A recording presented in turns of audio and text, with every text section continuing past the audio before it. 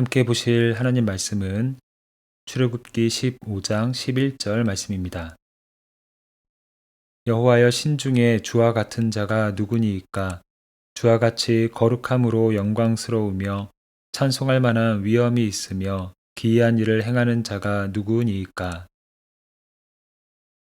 모세와 이스라엘 백성이 하나님을 찬양하는 내용입니다. 그들의 고백 속에 거룩하신 하나님을 향한 찬양이 있습니다. 주와 같이 거룩함으로 영광스러운 분이 누가 있겠느냐고 그들은 외칩니다. 이것은 질문 형식으로 되어 있지만 이미 답이 정해져 있는 하나님만이 거룩함으로 영광스러운 분이라는 사실을 선포하는 것입니다. 거룩하다의 히브리어는 카도쉬입니다. 깨끗하다, 도덕적으로 흠이 없다라는 의미입니다. 우리가 흔히 생각하는 거룩의 이미지입니다.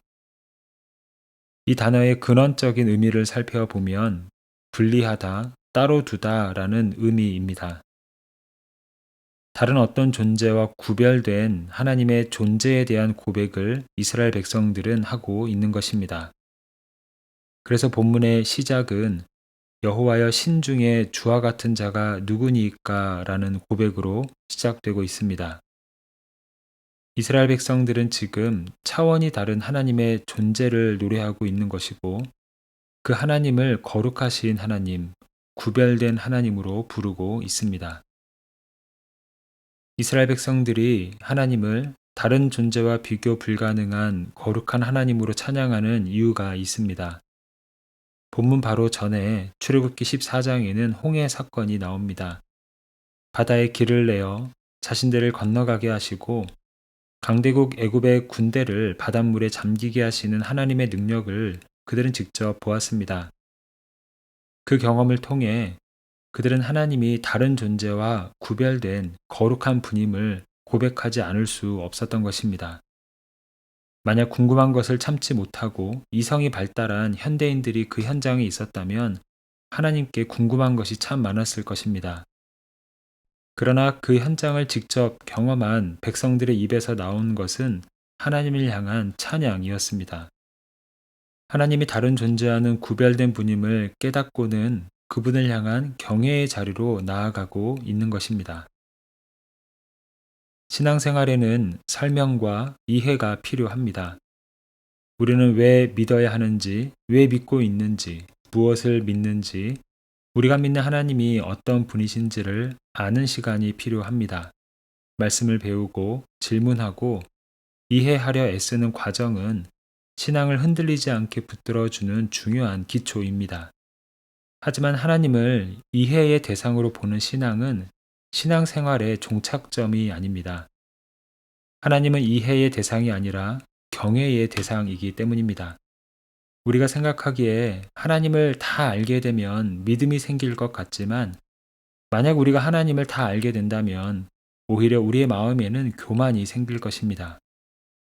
반면에 모든 존재와 구별되신 거룩한 하나님을 향한 경외의 마음을 가질 때 우리는 비로소 자신의 자리를 알게 됩니다. 그리고 바로 그 순간 우리는 모든 것을 이해하지 못해도 하나님을 따를 수 있고 모든 해답을 얻지 못해도 하나님을 신뢰할 수 있는 자리로 나아가게 됩니다. 미국에서 응급실에 들어간 적이 있습니다. 복통이 너무 심해서 응급실을 찾았고 며칠간 입원을 했습니다. 배가 아파서 갔지만 정작 머리가 더 아팠던 기억이 있습니다. 처음 겪는 응급실 상황이었고 익숙하지 않은 의학 용어들을 영어로 듣고 있으려니 머릿속이 점점 더 복잡해졌습니다. 응급실에 누워 있으면서 여러 생각을 했습니다. 어디에 문제가 있는지, 치료는 어떻게 진행되는지, 혹시 놓친 것은 없는지 누워있는 동안 인터넷을 계속 찾아보았습니다. 의사와 간호사에게 질문도 했습니다. 그러나 불안은 사라지지 않고 머리만 계속 아플 뿐이었습니다. 결국 저는 결심을 했습니다. 맡기자. 의사들이 전문가다. 그 순간 이해하려 애쓸 때는 누리지 못했던 마음의 평안을 경험했습니다. 우리의 신앙도 이와 같습니다.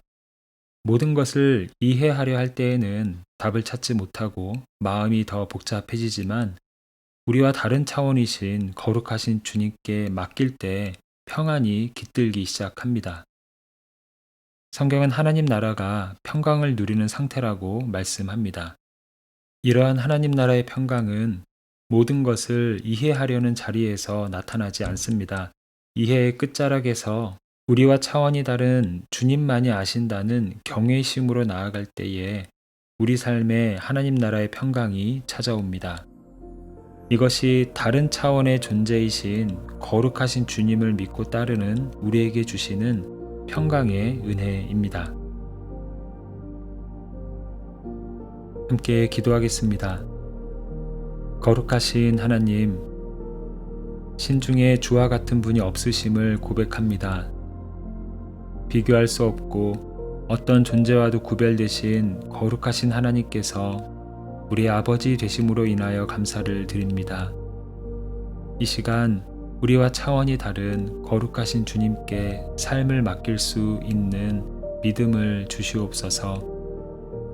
인생 중 찾아오는 모든 일에 대한 답을 얻지 못하여도 주님을 신뢰할 수 있는 담대한 마음을 허락하시고, 그렇게 고백하는 이 시간 하늘의 평강으로 우리의 마음과 생각을 덮어 주시옵소서.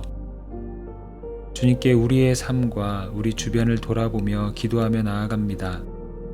각 사람의 마음속에 있는 말하지 못한 어려움과 해결되지 않은 문제들, 그리고 육신의 연약함으로 고통받는 이들에게 주님의 은혜를 베풀어 주시옵소서.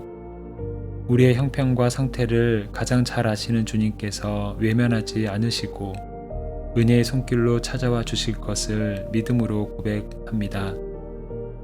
차원이 다르신 주님의 능력으로 우리의 인생을 도우시고 어떤 상황에서도 주님 주시는 평강으로 충만케 하여 주시옵소서.